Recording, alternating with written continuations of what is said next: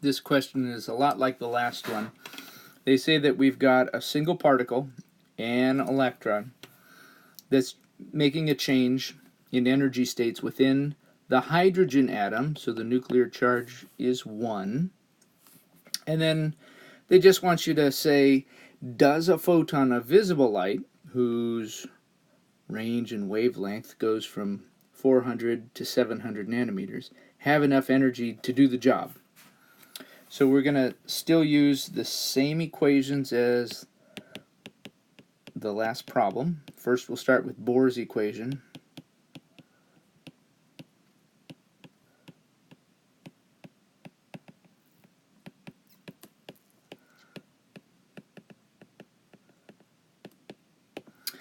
And then we'll use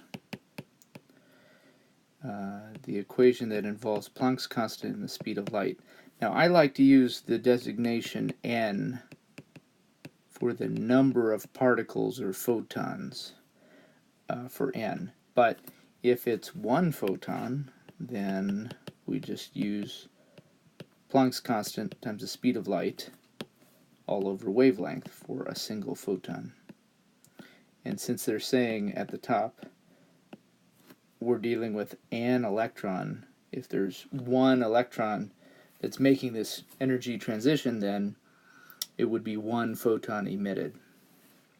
Okay, so let's look at the first problem. It's a transition from n equals 1 to n equals 5. So first let's find out how much energy that involves. The Z, in the case of hydrogen, Z is 1.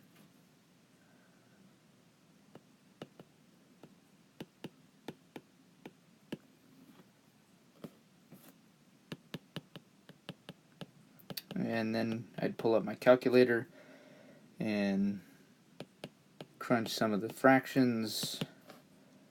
The negative signs in this case cancel out, so you get a positive energy value. So you don't need to make it you don't need to make it positive, even though that would be valid to do so. Then we're going to use that energy value and set it equal to Planck's constant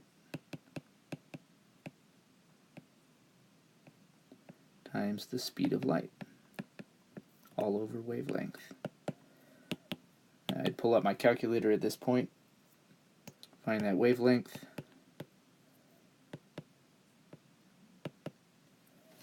and we get 9.51 times 10 to the negative 8th meters. The unit will naturally come out in meters. Well, they gave us the range of visible light as going from 400 to 700 nanometers. And so let's make that conversion just so we're sure we're on the same page. 1 nanometer is equivalent to 10 to the negative 9th meters.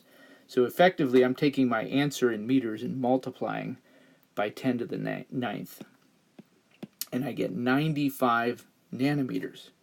Now let's think about that. 95 nanometers is shorter than the range of visible light. That means that visible light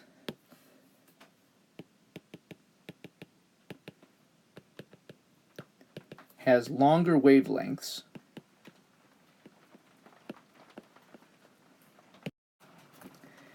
if visible light has a longer wavelength, that means that it therefore does not have enough energy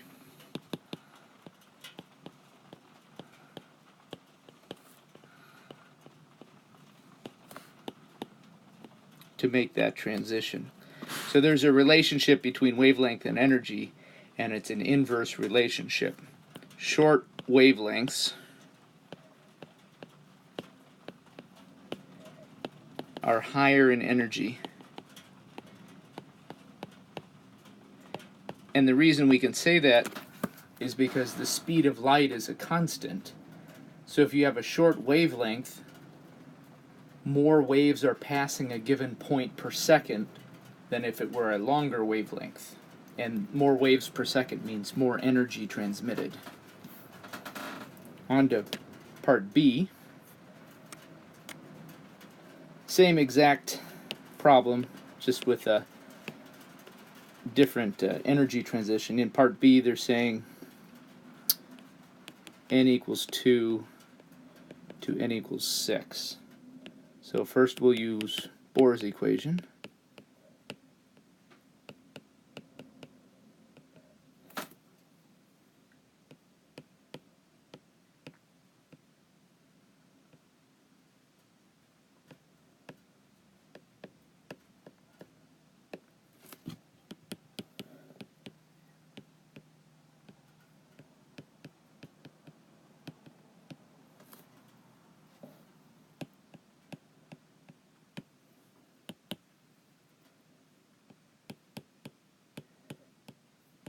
This time the negatives cancel each other out, so you get a positive energy.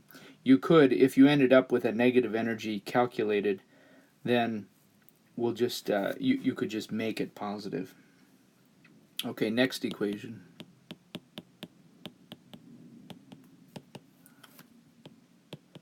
We're going to use Planck's constant and the speed of light. And we'll relate that to wavelength. Pull out your calculator and crunch this, and you end up with 4.11 10 to the negative 7th. And the unit that comes out in that equation naturally is meters. Webassign wants you to think about nanometers. So let's make a quick conversion. 1 nanometer is equivalent to 1 times 10 to the negative 9th meters. So effectively we're multiplying the number of meters by 10 to the positive 9th. And here we get something that's within the visible range. So yes, this time the energy falls actually just at the very edge of the visible range of light. If they're saying at the top of the problem, they said visible light ranges from 400 to 700 nanometers. This is like as short of a wavelength as our eyes can detect. But yes, I would check yes, it can make that energy transition.